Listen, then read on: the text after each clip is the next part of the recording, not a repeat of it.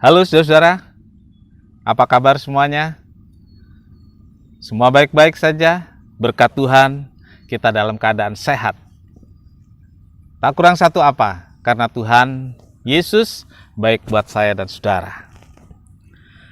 Saudara, ketemu lagi dalam makna penderitaan bagi orang percaya bagian terakhir, bagian kelima. Penderitaan mendorong kita untuk memikirkan perkara-perkara yang kekal. Penderitaan sebenarnya alarm yang memberitahu kita bahwa hidup ini fana. Hidup ini tidak abadi. Hidup ini hanya sementara saja. Di sebelah saya, saudara-saudara, ada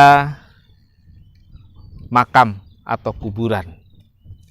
Dan ini semua memberitahu saya dan saudara bahwa hidup ini secara fisik akan berakhir di tempat seperti ini. Penderitaan adalah megafonnya Tuhan untuk mengingatkan kita bahwa ada hidup yang abadi. Ada hidup yang kekal. Ada hidup sesudah hidup yang sementara di dunia ini.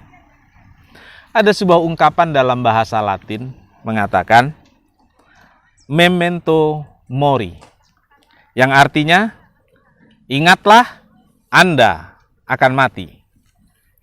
Ungkapan ini selalu menjadi peringatan yang baik untuk kita semua. Peringatan langsung dan tidak langsung, sehingga kita memikirkan bahwa hidup ini sementara. Saudara, penderitaan adalah peringatan bagi kita semua bahwa hidup ini sementara.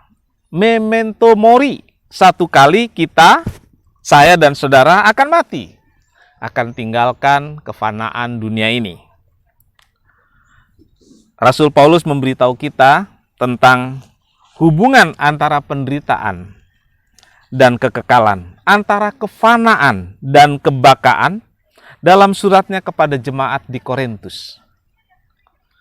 Rasul Paulus mengatakan, sebab itu kami tidak tawar hati, tetapi meskipun manusia lahiriah kami semakin merosot, namun manusia batiniah kami dibaharui dari sehari ke sehari. Sebab penderitaan ringan yang sekarang ini mengerjakan bagi kami kemuliaan yang kekal, yang melebihi segala-galanya.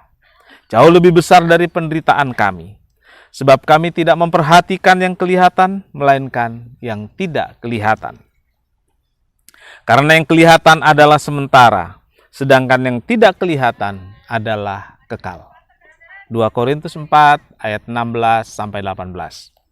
Saudara-saudara, Paulus membandingkan antara penderitaan dan kekekalan.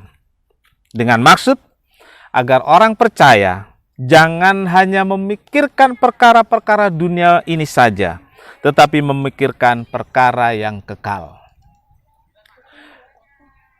Menyadari hidup ini fana, bukan kekal. Menyadari hidup ini hanya sementara. Penderitaan membuat kita memikirkan, tahu ada sorga, mengetahui ada sorga, dan kemudian kita memperjuangkannya agar kita mendapatkan sorga setelah mengakhiri hidup di dunia ini. Tersedia pahala, tersedia mahkota bagi yang rela dan bertahan dalam penderitaan.